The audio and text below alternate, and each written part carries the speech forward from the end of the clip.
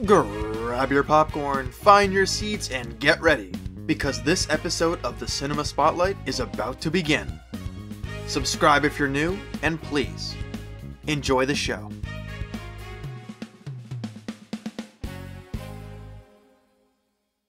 Hello everybody, and welcome to the Cinema Spotlight.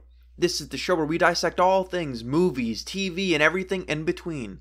I am your host and self-proclaimed media expert, James Sena.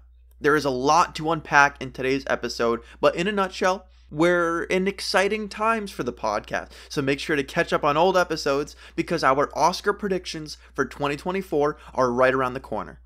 In today's episode, we'll head things off with the Oscar Watch, followed by a little expansion pack of the Oscar Watch, you could say. And with the last segment, I'll be talking about the current status of the strikes and what to expect in the world of film and TV, and a little update in my own personal life, if you care about that. Here's an official spoiler warning for all content discussed here today, and if you wish to skip around to avoid spoilers, you can find timestamps in the description both on YouTube and Spotify for your convenience. That said, let's shine a spotlight on the Killers of the Flower Moon. Oscar Watch. Oscar Watch.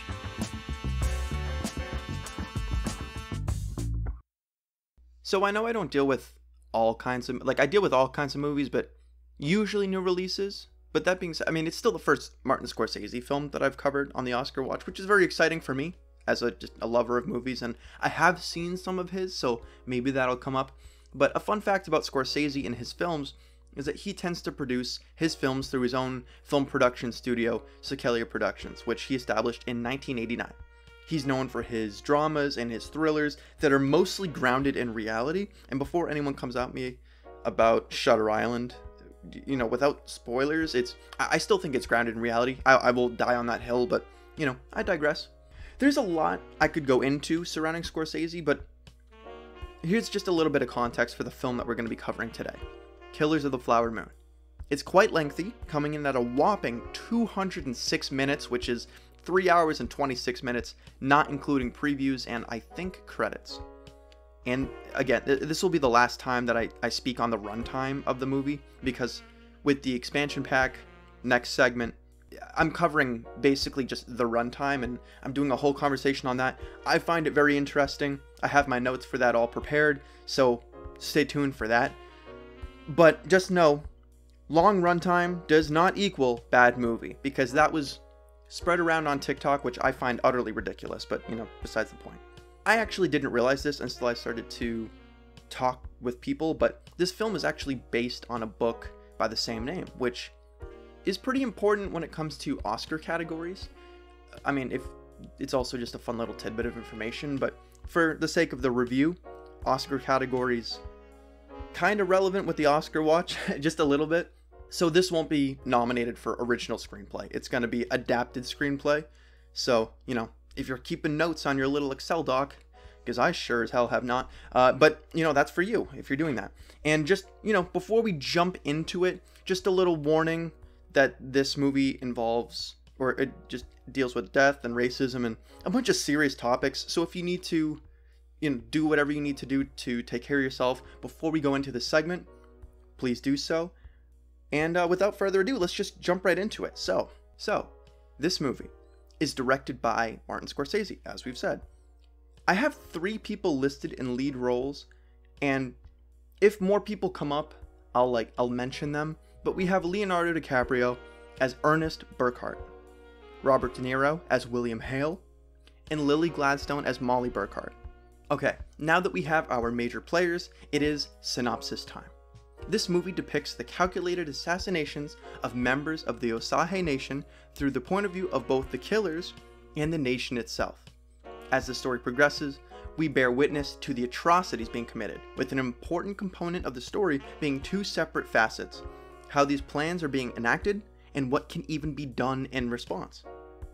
That is the plot of the story on a base level, and of course there's going to be a lot of specific intricacies, but we'll discuss those as they come up. So, as we like to do these Oscar watches of late, we're going to break down the good and the bad. And for this film, we're gonna do this a little differently because my cons for this movie are kind of massive. And what? There are cons on a Scorsese movie? Yes, I know. I have some major gripes with the film. However, these major gripes come from a place of subjectivity. And I know what you might be thinking, James. What the fuck does that even mean? What does that even mean? And don't worry, I will explain. So, I discussed this film in great detail with a close friend of mine, shout out Masa. And he's a Scorsese fanatic. And as we were talking about the movie, there was just something that we like couldn't put our finger on. And we were like, what? We were trying to describe this movie. And I think we came up with a pretty good realization, which is, on paper, the movie is absolutely fantastic.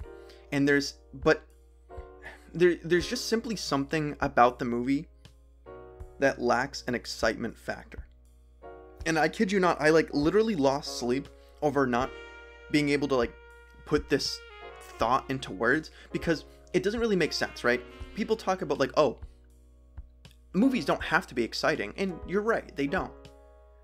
And this movie wasn't particularly exciting. But so here's the conclusion we came to. And to help explain this, I'll draw comparisons from another historical film that happened to come out this year that I, spoilers for later, can actually now kind of talk about, and that's Oppenheimer. And I will have an Oscar watch for that eventually. Don't you worry. I know I missed the big buzz. I kind of regret it, but it's fine. Well, like, we will get to it, just like we got to Everything Everywhere last year, so we'll be okay. So, okay, Oppenheimer was a documentary-esque movie, but Nolan made the artistic choice to play around with details and time constructs to subvert expectations, creating quite literally a bombshell of a final act. All the details sprinkled in and kind of hinted throughout, building up to one huge climax and plot twist at the end. That's what made Oppenheimer so fun to watch. And I was like, kicking my feet at the end of it, and I was like, oh my god, that was so cool. Killers of the Flower Moon was not constructed this way. Scorsese made it very clear, to the point of literally including a little introduction to the film performed by himself, that he wanted to remain as faithful as possible to the source material and to be as respectful as possible to the Osage Nation. This includes keeping the timeline intact and only portraying the facts and not making any jumps in logic. This is so important because I genuinely feel like throughout the movie there was a lacking feeling of excitement, and just, you don't watch this movie and have fun watching it, which, I mean, depending on the movie you're watching, I think that feeling's okay. But, and again, we'll get into it. There are certain instances throughout this movie where I'm like, well, that would have been so cool, or that would have been so cool, that could have been so cool. And I just feel like, because a little bridge to, like, instead of just going A to B, B to C, C to D to everything, I think just making little leaps in different things could have, like, really made this movie something special. Now, I don't know if that's like a hot take or not, but you came for my opinions on this movie. So if you like trust my thoughts on it, I think you might be able to even tell it in my voice. I'm a little shaky with this episode because I know that this is the type of movie where if I come on here and talk about how boring it is, or if I talk about how long it is, it really discredits me as, as a source of, if you come here and you're like, well, I'm curious what James thinks about this movie. This is one of the movies where it's like a make or break. So I'm trying to nervously kind of give you my thoughts as organically as I can. So that was the biggest point that I wanted to hit as a con for this movie, because that for me, like, it felt like Scorsese was kind of limiting himself, because it was more of like a passion project for him, not necessarily for audiences, or maybe it was, I don't know. It's just a creative, like, difference in opinion. That's why it's so subjective to me. And it's like hard for me to rate this movie because it's one of those things where because he made choices that I wouldn't necessarily make, but like the choices do work for a different reason, is so interesting to me. And I haven't ran into that before, where I'm watching a movie and I'm like, well, I would have done something differently, but I have to really respect what he's doing because I see why he's doing it. And it's just really tricky, and it's like I can't begin. I told you I lost sleep, genuinely. Like, it was stressing me out. I work long enough hours, and during when I'm working, I was thinking about it too, and I was just like, oh my god. So I'm finally I'm happy to finally get it off my chest. But there are a couple other little nitpicks that I do want to mention here, because I talked about like missed opportunities with different situations. If he just made a little leap, maybe had characters say things maybe in real life that they wouldn't have said. I don't know. I'm kind of confused why Scorsese didn't do some of these things. So, and here's a huge example of this. At the very beginning of the movie, De Niro has a line where he says something to the effect of, "Silence is a sign of intelligence, and the one who talks the most is often the dumbest." Now, when he said this, I thought that that was foreshadowing for something. And I'm gonna be honest, that line felt like a throwaway line because nothing like that was ever brought up again. And even as I was in the movie theater, I heard that line with the way that De Niro said it. I was like, how do you not follow up on that? How do you not have a character throughout the entire movie that's just not saying anything, and then come in at the very end like a court case or something, and then just like, because there was a court case at the end, and just drop like the hardest bars ever? Like, how do you miss that opportunity? And here's the thing, and maybe this is for the better, but Oppenheimer literally did that, and it was freaking crazy. And that's why I'm like, what? They easily could have done something here. They easily could have. There were so many characters that were just like, felt like wasted potential. And let's jump into that a little bit. I think that this would lead to, because that whole idea, Molly, one of the main characters, should have been so damn pivotal throughout the entire thing, and she should have been able to be the unraveling of William Hale's plans. It should have been, I think it should have been Molly. And as a matter, it never really came to that, because instead she ended up being rendered almost entirely helpless during the final act, and that bothered me quite a bit because she was integral to the whole damn story. She was the key to it all. And what did they have her do in the final act? She was just in bed, like, just, I mean, granted, she was like dying and, you know, slowly being killed, but like I don't know, there was something there. Like, she was at the final court scene and she didn't say anything. And I know what you're gonna say. Oh, well, silence is a sign of intelligence, James. So because she didn't say anything, I'm like, oh, don't you twist my words on me. Don't you do it. Don't you do it. Because it's one of those things where it's like, Molly could have been one of, or it probably the best character in 2023 of this entire year. Molly had the potential to be the best character.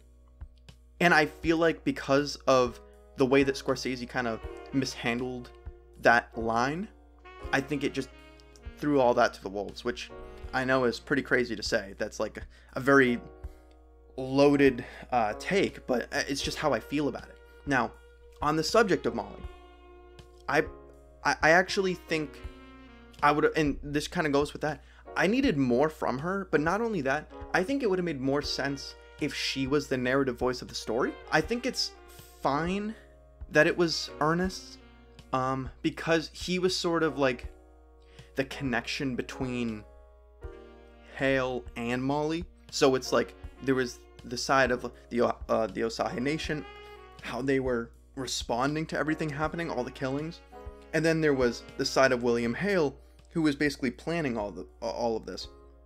And Ernest was sort of the gateway between both. So I understand that choice of doing that and making him the POV, because he technically had the best connection to like everyone involved, except, and this is what was really frustrating to me too, I think there were so many more interesting characters than Ernest. I don't find Ernest that interesting of a character, and I know that also might be a very hot take, especially because it was literally Leonardo DiCaprio, which we will get to later. I think a better narrative voice could have been William Hale, Molly, or hell, even, I mean, Brendan Fraser was in this movie as the lawyer. He could have been a very good narrative voice, which I know it might be crazy to say, but I stand by that. And even his brother Byron could have been a crazy good narrator, because he like was involved in one of the biggest sort of mysteries of the story. And then when that mystery was revealed, it's just like, oh yeah, Byron did that. And it's like, that's it? We're not going to hear Byron talk about this at all? Like, what's going on? And I think, man, like I talked about how Molly could have been like character of the year. I think William Hale could have been movie villain of the 2020s. Like that would have been the potential for him to be like a crazy good villain. But at the end of the day, what ended up happening was, I don't know, I feel like he just kind of let things happen. And it's like, all right, well, you know, damn it, De Niro. Like that's, I mean, I don't know what else to say about that. Now, I also think the timeline was a bit unclear throughout the movie, because passage of time is a very tricky thing to juggle just regardless. But the passage of time in this movie specifically is super relevant, because a lot of what happens in the film feels sequential. It feels like a very linear type of storytelling. Like this happens, and then this happens, and then this happens, rather than, and this happens, and then as you'll see in this flashback, that's why this is happening, and blah blah blah. It's very like this, and then this, and then this, and then this, if that makes sense. I don't know. There's no like, I don't know if there's like a film term for that aside from just linear storytelling, so I can't do like a film glossary with you, but this matters because we never get to see what occurs between the killings. And let me say that again. The movie is called The Killers of the Flower Moon. When one kill happens, there's like a mysterious little flash forward to the next killing. And then in between, like maybe you'll see a little plotting, maybe, but we don't see the full reaction to the kills. We don't see Hale's plotting. We see him, like what we see is just whatever is told to Ernest. And Ernest isn't even really involved. He's a puppet. He is William Hale's puppet for this, basically. So does it really matter like what Ernest is being told there? And you know, the progress of the investigations with the FBI, like etc., etc. Like there's so much that is missed in between killings that I think the timeline, even if there was like a little title card just showing like, you know, this much time passed in between, I think the movie could have benefited from that. I genuinely think so. And like I was saying, this movie is impossible to give a fair rating to, because the film student in me sees it as a damn near masterpiece with the cinematography, and just there was a lot of the acting, and there was just so much good to say about it. But the storyteller in me feels like the film failed to deliver that bone-chilling feeling that I've gotten from films in the past. And when I'm giving you this rating, it's a huge average of like, I've seen people give this like a 10 out of 10. It ain't that. I've seen people give this like a 5 out of 10. I think it's better than that. I'm giving it an 8.3. That's what I'm giving this movie. It could literally change tomorrow. 8.3 feels fair. So I'm taking points off for little things like timeline unclarity, a subjective disagreement on how he told the story, and I feel like a misuse of characters like Molly. I'm going to stand by that. I know that there are a lot of film nerds on TikTok who are talking about how, and we're going to get into this, I might as well start the conversation there, how Lily Gladstone is a shoo-in for the Oscar. And I'm going to be honest here. So first and foremost, do I think that this movie wins an Oscar? I think genuinely yes. I think that there's a lot of categories it could win. This could be one of those movies where it wins everything or it wins nothing. I genuinely think that. Now, let's talk about Lily Gladstone first, because some people are saying she's got it locked. Some people are saying she's got this Oscar Best Actress, Best Lead Actress on lock. I think if she's Best Supporting, she gets it. And the only reason why I'm saying that is because I don't think she's in the movie enough to like, I don't think she's given enough moments where, I don't know. I think she's definitely Best Lead Actress. I'm just chatting shit. But okay. Will she get a nomination? Yes. And I actually think she deserves it. Is a win imminent? I mean, I don't know. Some people online are saying yes. I'm going to give you my take, my opinion, because that's how we do this. I don't think she I think that there's very possibly a chance that she doesn't get this. I apologize. That was the biggest load of bullshit. That was the biggest load of bullshit way to say that. Listen, I think, does she deserve it? Potentially. But I think that there are probably better options. Do I think that she has a chance to get this? Yes. And if she wins it, does she earn it? Sure. Is she the strongest winner of all time? God, no. No. And I don't think it has anything to do with Lily Gladstone. I want to make that very clear. You could see her range in this movie, which I think is very warrant of the nomination. So I don't want to, you know, no one's going to give her an Oscar if she doesn't kind of deserve it, you know? So I'll say that. I think her acting in this movie was very, very good. However, I think that it would have been a lock had she been given a little bit more time, which I feel like she should have gotten. And that was something that really bothered me about the movie. But let's talk about Best Actor, because do I think Leonardo DiCaprio is going to get a nomination? Yeah, probably. Probably he will. But hot take, I don't love his portrayal of the character in this movie. And here's why. I feel like Ernest is supposed to come off as not supposed to come off as. He literally is a puppet for Hale. But Leonardo DiCaprio, bless his heart, is such a good actor. He made a character that's supposed to be stupid and a dunce and again, a puppet, seem like it's a partnership.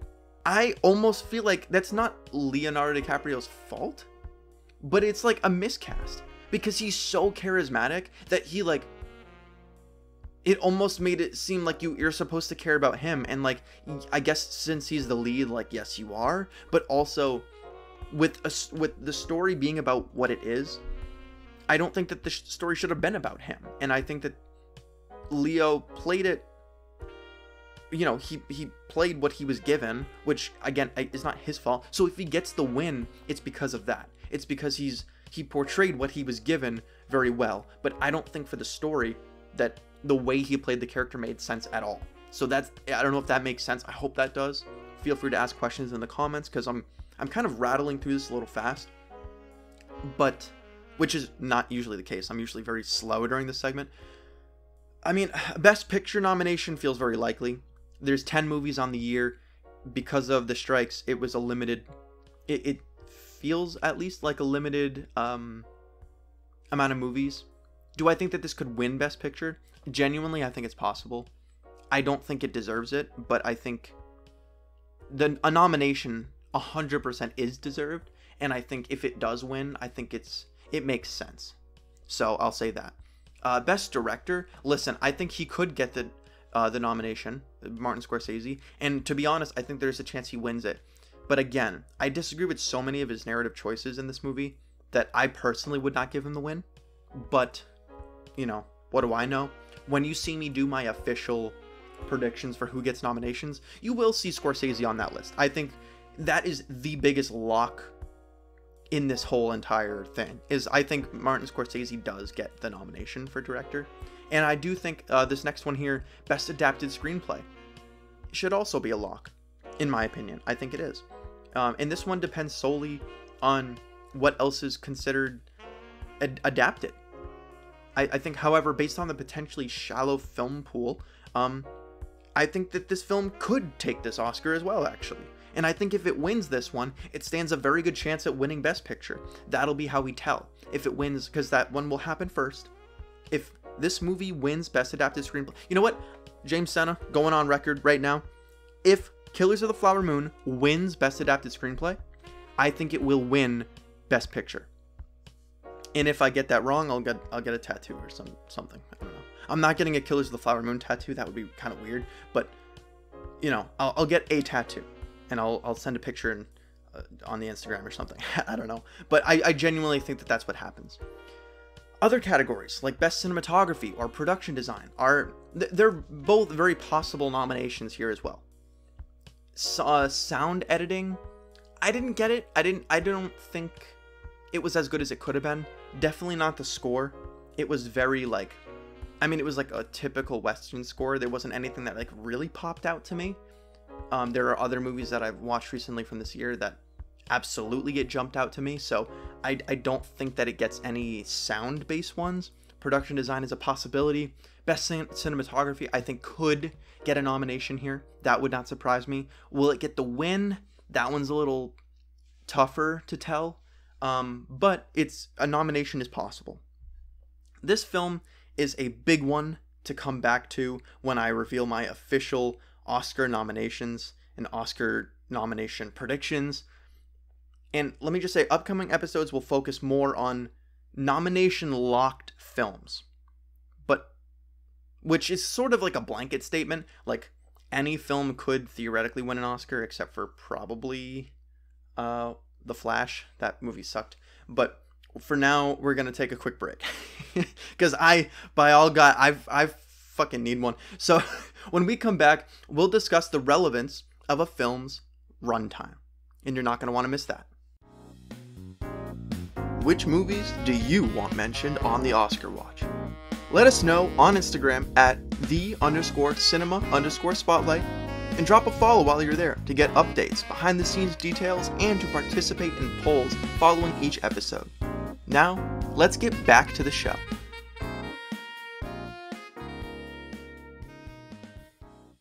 I said in the intro that this segment was going to be an expansion pack to the Oscar Watch. There is just so much to cover as it pertains to the Killers of the Flower Moon, so I wanted to use this segment to cover a specific aspect of the film that bleeds into other films as well. This aspect being a film's runtime. Officially, the runtime of a movie is the time between the starting of the movie up until the end of the credits. Why exactly are we even covering this? Well, for a long time throughout the history of cinema, runtime was never relevant. A film typically lasted 80 to 120 minutes, and especially for the average moviegoer, that was sort of all you needed to know and what you would expect. Same way that when you go to a play, you know roughly how long it's going to be. You just expect it to be a certain length. When it goes over that or when it goes under that, you might find yourself saying, "Oh wow, that was longer than I thought," or "Oh wow, that was shorter than I thought." But you didn't really care because that was your escape. You kind of just went with it. Recently, however, with the release of films such as Oppenheimer and Killers of the Flower Moon, the conversation of, "Is this movie too long?" has started to actually be a point of conversation. Even for a film 2.5 hours long, I've heard people say, "Yeah, that movie is too long. I'm not seeing that." And look, I mean, I've even kind of brought it up on my podcast before when I'm talking about like the runtime and if I feel like it could have been shorter or it could have been longer. I do bring that up, and I feel like, yes, it's sort of, it is important to talk about in certain situations, but normally when I'm talking about like, oh, that could have been tightened up, it's not really a runtime thing. It's more of like a pacing of the movie type thing. And no, not Pace Shepherd, although we do love Pace Shepherd on this show, but normally it's a pacing thing. Like, yeah, that could have been a lot quicker, or that was dragged out. And it's just because, you know, again, attention span, but also if you have a lot of useless stuff in your films, a lot of fluff, I'm going to call it out. That's more like where I'm coming from when I'm bringing that stuff up, just clarification. So, are these movies actually too long, or do we just have shorter attention spans? Or maybe both? Well, for starters, we do absolutely have shorter attention spans. I heard a critique for Killers of the Flower Moon recently, where they seriously said this. This movie is only for old people. And listen, I'm not saying a 10-year-old is going to have a joy with this movie, but that, in my opinion, is not really a valid critique. And also, yes, I did actually see clips on TikTok of that one movie podcast that I'm not going to mention, but there's a podcast on TikTok that was going around, a clip of them, where they were the two hosts, and they basically just, in response to Killers of the Flower Moon, like what their thoughts were, they shrugged and said, well, it was 3.5 hours, and that was all they said about, like, that was like the crux on which they were standing on their critique of the movie and their conversation of like if the movie was good or not. And let me just say, I gave it an 8.3. If you think that's low, they gave it a 5 out of 10. They rated The Flash a 7 out of 10. Just gonna, okay, let me get nice and close to the microphone, okay? I'm going on record here. Your host and self-proclaimed media expert, James Sena. If I ever say anything that ignorant, and I'm not intentionally trolling, please, for the love of God, cancel me, okay? You don't have to love every film. Heck, you just heard me rip into the film a little bit myself.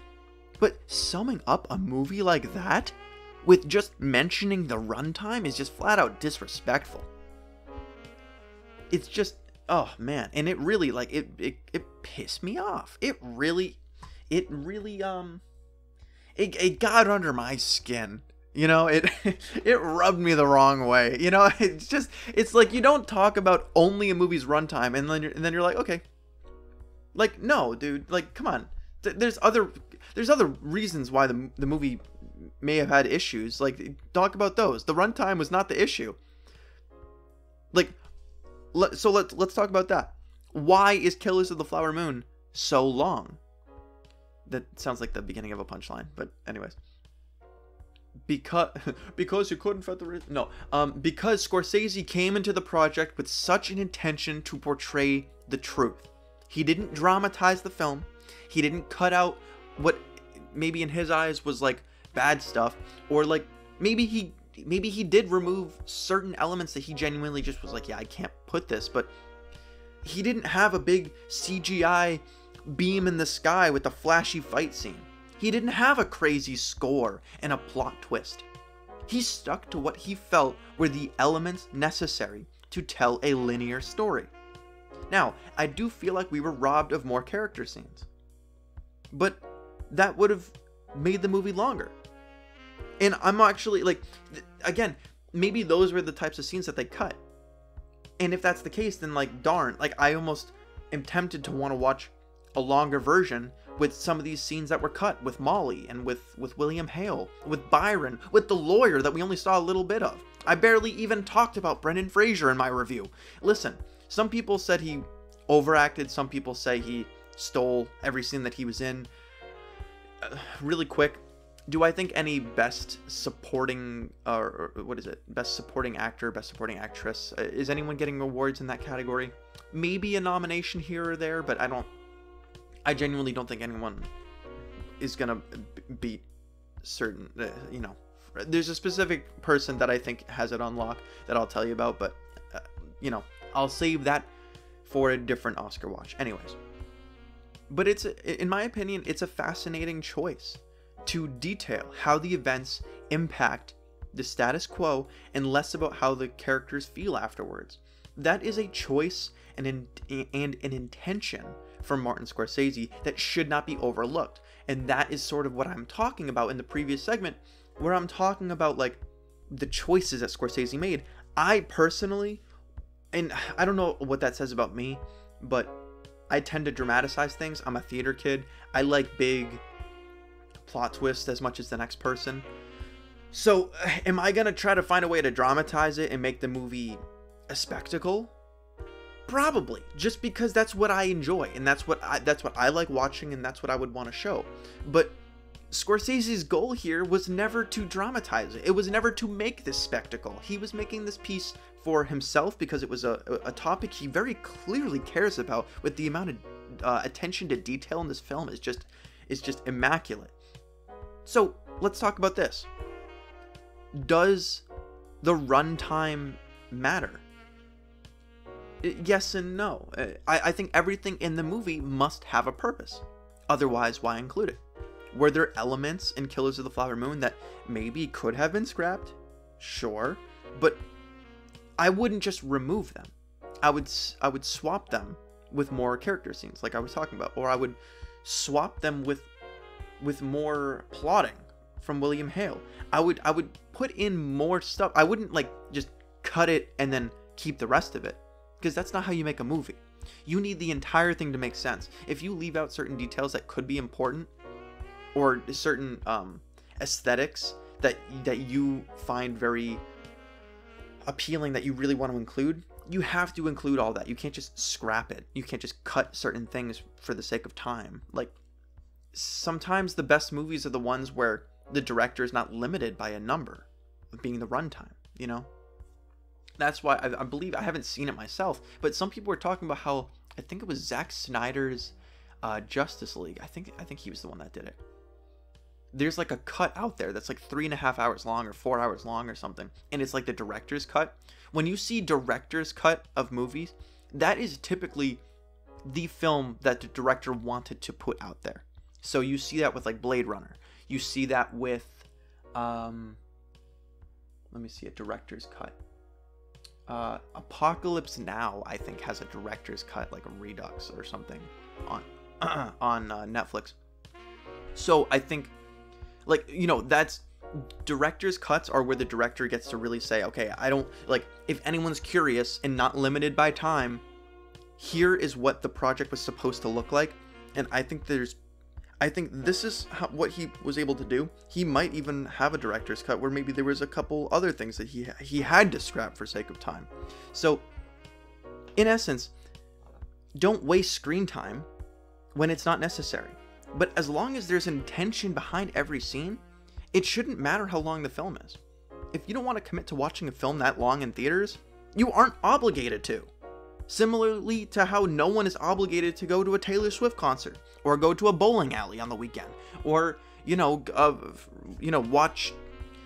to my podcast. No one's obligated to. I mean, I beg that you do, but like, you're not obligated to. So it's one of those things where it's like, these people are like, oh, I'm never seeing that movie, it's just too long. It's like, okay, cool, awesome.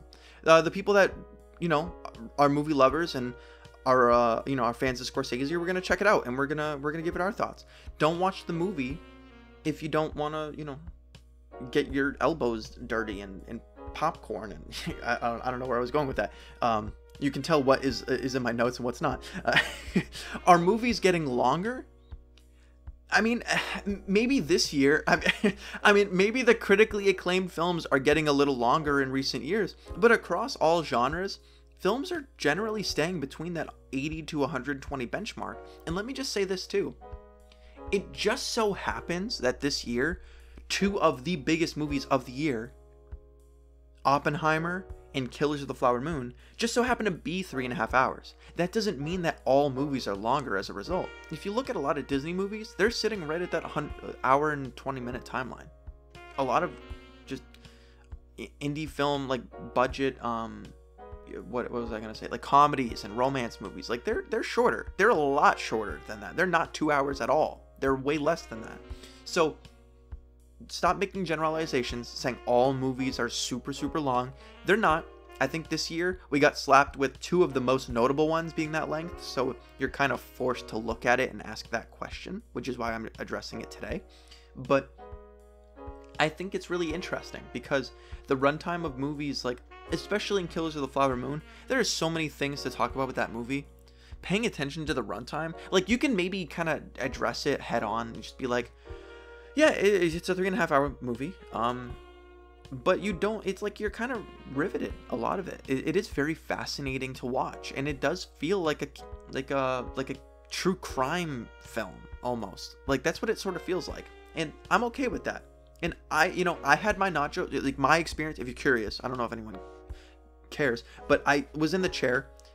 I went to this Super Lux theater where I work. I'm not going to tell you where though, but just for, I don't want to get hunted down, but I'm in these luxury chairs, a little birthday gift to myself. I reclined the seat, I put the heater on, I got myself some nachos, and I was just in the back. It was like an empty, like early morning screening of the movie, and I was like, you know what, I'm gonna treat myself. And I watched it and I had fun. And you know what, I may have some like gripes with the movie as a whole, but I am so happy that I saw it, because I feel like I don't know, the conversations around this movie about it that I've been able to have with friends and people who also saw the movie, that to me is so incredibly valuable, and it just makes me so happy, and it's so much fun to break down movies like that. That's just, I mean, that's why I do this podcast, right? So that to me is a good time. And I think if at the end of the day, right, let's not discredit long films. They were made that long simply because the director felt that they couldn't cut any more of the content. As movie fans, we gotta just respect that. And if you have an issue with it, just watch the movie at home and fucking pause halfway and pick up the rest later. Is that hard to do? There was I saw a director's cut of the movie Hateful Eight, one of Tarantino's films. And I gotta tell you, The Hateful Eight is one of my favorite Tarantino movies, arguably one of my favorite movies of all time. And no one ever talks about that movie because they saw the version of the movie that was for theaters. I saw a version of the movie that's on Netflix where they actually break the entire director's cut into episodes because it's so long. I think the entire movie is like 4 hours or 4.5 hours. I saw that and I loved it, and I was riveted, and I had a lot of fun with it. So give long movies a chance. Don't just avoid them like the plague. I mean, there's, you know, if you're really like if you're really a movie lover, runtime shouldn't be an issue. Now, if you see the movie or you look at the movie trailer and you're like, that's not really interesting to me, I don't really care, then that's, you know, that to each their own. You're well within your right to skip this one. I mean, it is what it is. It's, you know, I'm not gonna yuck your yum or yum your yuck or whatever. I don't really love that expression, so I don't know why I said it. But anyways, I hope that this was an interesting rant. Let me know if you have more questions on runtime specifically in the comments below, and let me know if you have any other pressing questions about movies that maybe people give you a lot of crap for, and I'll yell at them for you. Bring them my way. But speaking of which, we're gonna take another break. But when we come back, we have some good news to spread. If you are enjoying the show so far, please remember to check out the episode playlist on Spotify. Also, leave a rating and subscribe so that you don't miss future episodes. Wouldn't that be a shame? Break time's over. Time for the final part of the show. And we're back. Thanks for sticking around for part 3, because oh lord, do we have some news. It's been a little bit since the last episode. You know this, I know this, we know this, but not too long overall. And in that time span, I did make an incorrect statement about the strikes.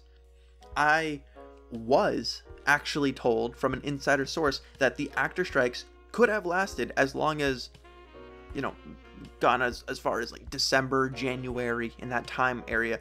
But holy moly, if there was ever a time to be happy to be wrong, this was certainly the time. Because, drum roll please, the strikes are now coming to an end. When this episode drops, the official details should be released. At the time of recording, they should be released tomorrow, or after the official meeting to like put the stamp on it. But it's basically a done deal. The official details should be released, though as I'm recording this, I don't have those details yet. If anyone is curious about what those specific details will look like, beat back to the episode where I break down everything having to do with what the actors are actually looking for. Because from what I can tell, most, if not all, of the actors' issues and all the demands that they made were met, which is very significant. And it's just really quick, I'll just touch on that because I plan to talk about other things during the segment, weirdly enough, but I will say this is a very big win for actors and writers alike and just everyone in the industry. I want to remind people that, because online I did see this, there is a pay raise, it looks like, a pretty significant one. And I've still heard people in conversations talk about how, oh, well, actors are so rich anyways. Like, why do they, like, they're just whining about wanting more money. Like, they're already rich. Listen, I know I already talked about it in that segment, but the fact that I'm still hearing it is kind of mind-boggling to me. Although, maybe not everyone listens to my podcast, so anyways, that's humbling.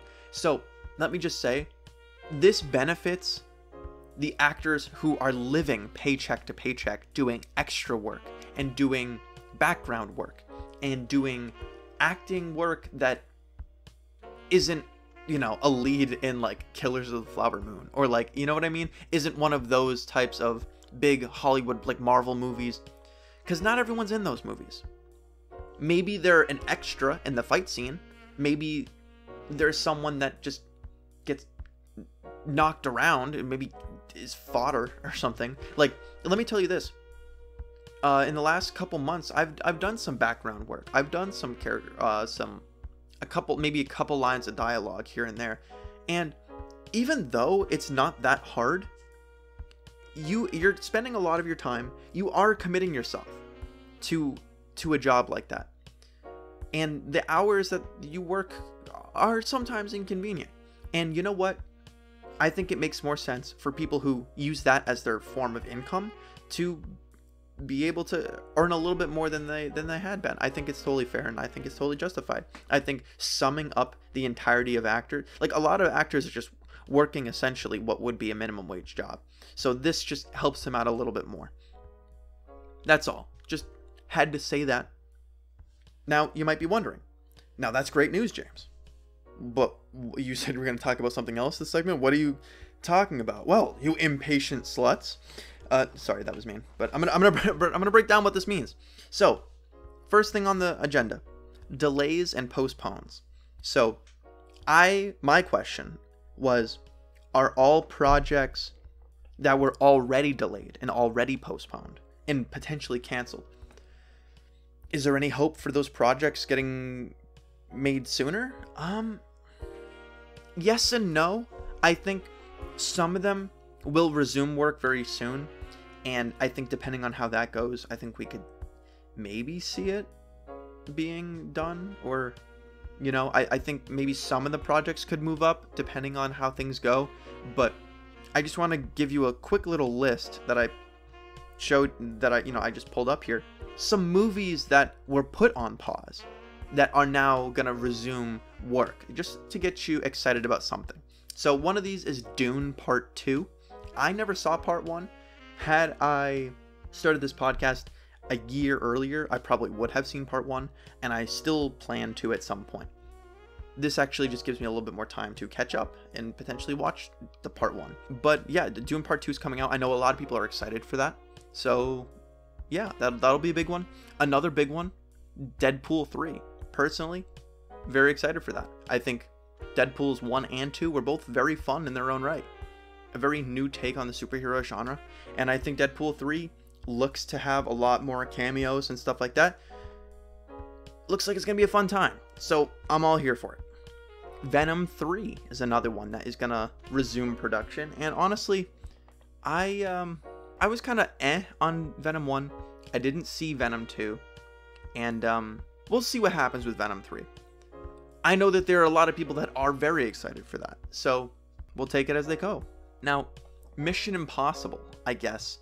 It looks like here, the 8th installment of the Tom Cruise spy thriller franchise was originally going to be released on June 28th in 2024, and that was actually pushed all the way back to May in 2025. So now if that's getting, resumed work, that, the release date of that, depending on how editing goes, could actually move up a few months. Probably still in 2025 if I had to guess, but if that came out in February instead of May, that would not really surprise me that much. I see Beetlejuice 2, directed by Tim Burton. That's something that people are going to be all over, because I know a lot of Tim Burton fans. That's going to be a big one. Beetlejuice came out like a while ago, before, when I was a kid, I think. I can't remember exactly when the first one dropped, but sorry, it actually says right in the article. Perfect. 1988. Wow. So we're finally getting a sequel to that one, because we're in the world of sequels now. But that'll be really cool. As well as, I guess, a film adaptation of the musical Wicked, which is kind of cool. It's wicked awesome. Yeah, don't worry. I'm not doing that again. So, but Gladiator 2, I guess, is coming out, which Gladiator 1 did very, very well, if I remember correctly. That one was, and it looks like it's going to star Paul Mescal, Denzel Washington, Pedro Pascal. Like, it has some big names attached to that project, directed by Ridley Scott. That one looks kind of cool. Spider-Man Beyond the Spider-Verse. This is a big one, because this one, in the movie, they told you when he was going to return. I'm pretty sure. They had people come in, when I was watching it in theaters, they had an usher or a host come into the theater and be like, will Miles Morales, blah, blah, blah, like, will he come and save the day? It's like they hyped up a specific release date and then they had to push it. So it's possible that could get pushed back to maybe not necessarily where it was gonna get released, but the fact that they already had like a release date planned for it makes me think it could come sooner rather than later. And then they list a couple of TV shows here too. The White Lotus, Stranger Things is gonna restart or is gonna resume. So there's a lot of projects that are going to resume that were put on pause. Are the release dates going to get pushed up or pushed to be sooner? It's possible. I don't know. There's no guarantee for that, unfortunately. But yeah, I mean, we'll see. We'll see with time. I don't have the answer to all that now. I think that within the next few weeks or even few months, we could see news reports be like, hey, some of these movies are actually going to come out soon. So it's like, oh, dope. Now, the Oscars. This was a big question that I personally had that I didn't address too seriously on the show because I was genuinely just a little worried about it. A lot of this show kind of runs on the steam of what's going to win Oscars. And had the strikes gone into March, the Oscars probably wouldn't happen, or if they did, it just would have been really, really weird.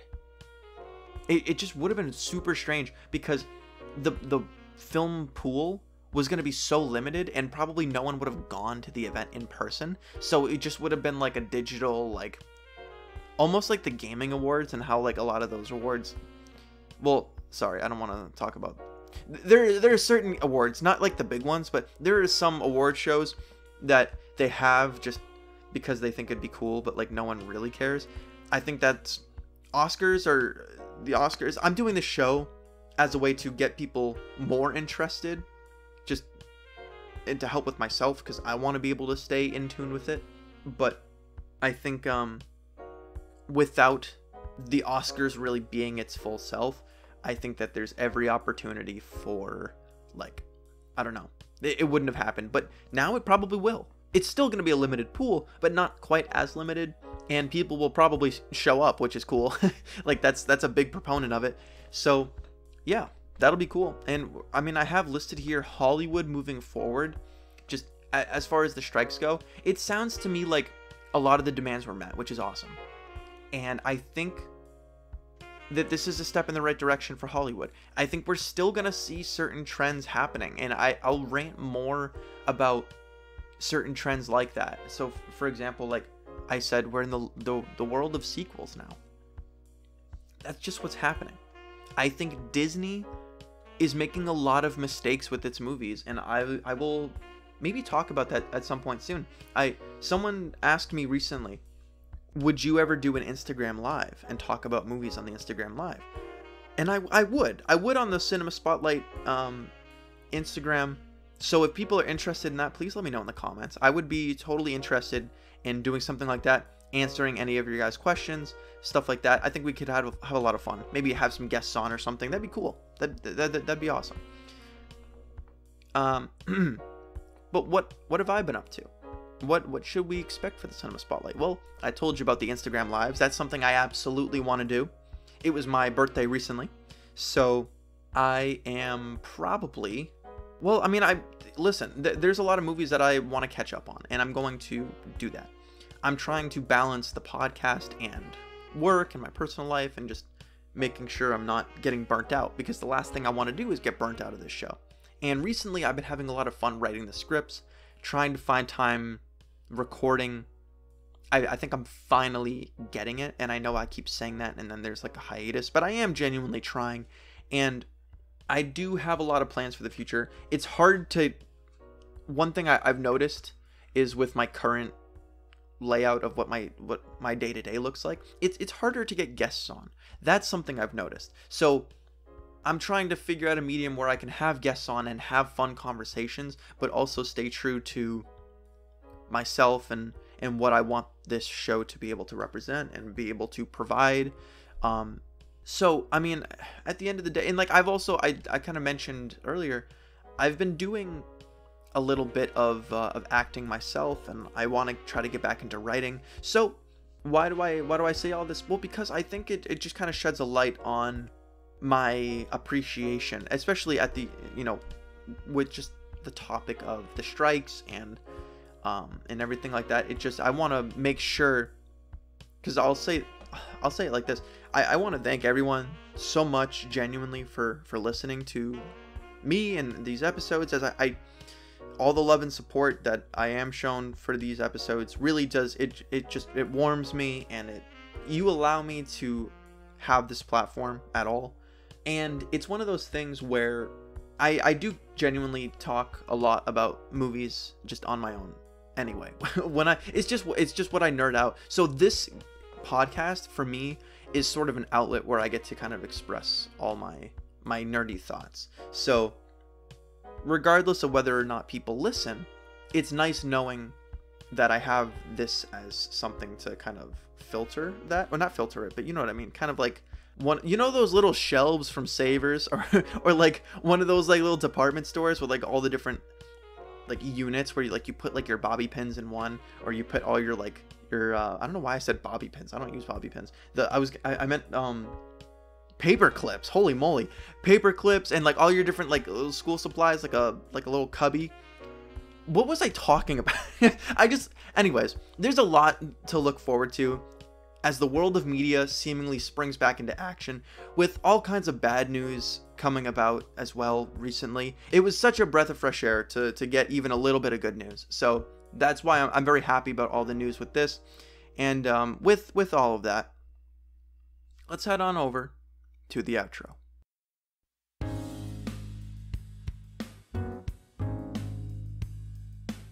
Thank you for listening to this episode of the Cinema Spotlight. Please leave a like on the video if you enjoyed, and if you could, take a moment to subscribe to the show on whichever platform you're listening on. I would greatly appreciate it. Be sure to follow our official Instagram at @the_cinema_spotlight for updates on when new episodes get released. I'll go ahead and shut the spotlight off for now. Until next time, stay classy, friends.